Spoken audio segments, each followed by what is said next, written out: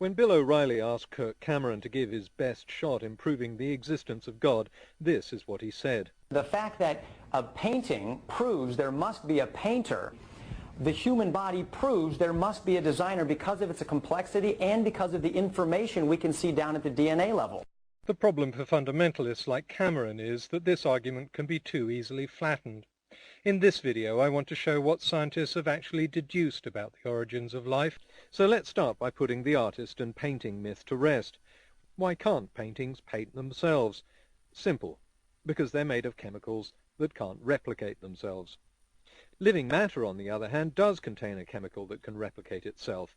Even if God made DNA, he doesn't need to intervene every time animals mate. The DNA does the job on its own. So the real question is, how did DNA appear? How did living matter come from non-living sludge? Here again, fundamentalists need to drop a common argument that seems to be based on complete ignorance of current scientific hypotheses, which is this. Of course, that's not what scientists believe. Life popping out of nowhere is no better a theory than life popping out of the hand of a deity.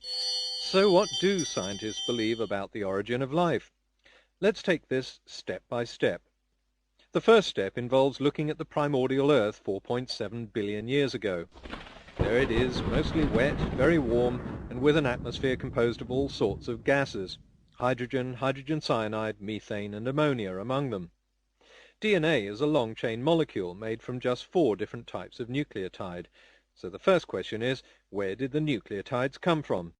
In 1961, a researcher called Juan Oro left hydrogen cyanide and ammonia to stew in an aqueous solution in his laboratory under conditions very similar to those that prevailed on the primordial Earth. Left alone, the solution produced adenine, one of the 4 nucleotide bases that make up DNA. To make a complete nucleotide, these bases need to gain a sugar called ribose and a group of phosphates. Biochemists think they know how the phosphate group formed. They're now trying to find out how the ribose is attached. Once nucleotides formed, the next step was to join together to make chains called polynucleotides. In the 1980s, researchers found that a clay called montmorillonite, which was abundant on the primordial sea floor and in hot pools of water on land, is the perfect catalyst for this process. Some of these long polynucleotide chains, like ribonucleic acid or RNA, are able to make copies of themselves. The copies aren't always perfect. Mistakes creep in, but some imperfectly copied molecules would have been better adapted to the environment than others. These successful molecules continue to replicate and pass on their traits, while weaker or less well-adapted molecules would have broken apart. As RNA molecules replicated themselves, they shared their environment with other chemicals that thrive in montmorillonite clay. One group, called lipids, have a natural tendency to clump together to form spherical structures called micelles. RNA molecules that attracted these lipids would therefore find themselves protected inside a micelle membrane. Because they were better protected, they better survived and replicated more successfully. There you have the first primitive cells. They look nothing like the complex cells we have today for a very good reason. Over 3.7 billion years they've evolved. I'll tackle the subject of evolution in another video. Over hundreds of millions of years, RNA grew more complex.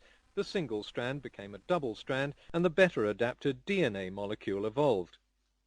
One of the differences between RNA and DNA is that DNA needs proteins to replicate itself. Proteins are made of amino acids, which are often called the building blocks of life. So where did the first ones come from? No, there was no need for God. A number of experiments using montmorillonite have produced not only amino acids, but long chains of amino acids called polypeptides. Montmorillonite, it turns out, is a natural breeding ground for all kinds of complex organic chemicals. It has to be said that this research is in its infancy, and current hypotheses are nowhere near as solid as the theory of evolution, which has been around for 150 years and has overwhelming evidence to support it. But the reality is a far cry from the idea that scientists believe life popped out of nowhere. If God did indeed create life, then where did he come in? Step 1, step 2, and why? If the chemical process can happen on its own, why would God need to intervene at all? Before I go, I just want to look at a couple of other hoary old arguments that have been used and which also show a complete ignorance of science. Really? Just because creationist websites like to pass this myth around doesn't make it true. We know it's not true. Left alone, organic chemicals can and do polymerize to form longer, more complex chemicals. Oh, that sad argument. The fact is that the natural formation of replicating chemicals doesn't conflict with any of the laws of thermodynamics. People who make that argument need to read the law, because I suspect most of them have never done so, and are just mindlessly repeating an urban myth that's already been debunked. As I've said, we still have a lot more to learn about this process. Researchers know that there are many more intermediate steps that we haven't yet discovered. And when all of them are found, there will still be fundamentalists around to say, but you can't prove that this is how life started on Earth. No, we probably never will. But what we can say is if there's a natural process by which the first replicating molecules appeared on Earth, then we don't need to invent gods, goddesses, and other invisible deities to explain it. Ultimately, this isn't a guessing game. It's a detective trail.